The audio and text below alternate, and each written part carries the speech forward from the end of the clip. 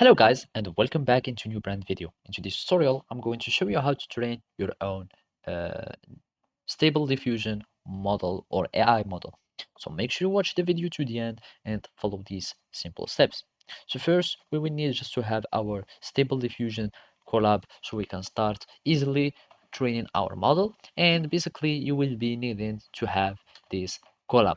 And we are going just to use our Google Colab so we can have an easy manipulation of the AI model.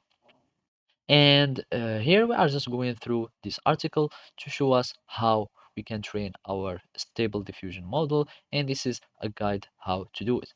And basically to train your own stable diffusion model, you can use various tool and platform such as the Google Colab, and you can also use the Dream Booth so you can start training the model.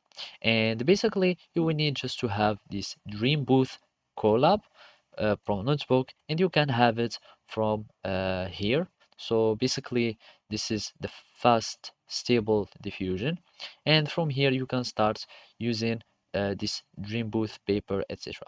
Or you can just like go to the Colab and open this repository from here so you can have or so you can be able to manipulate it without understanding the code or without uh, getting a headache using the code.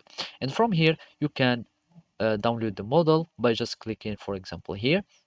And to start creating a session, you will need to just for example, for each instance image or for each section, you can just click on this play button and it will start running the codes automatically.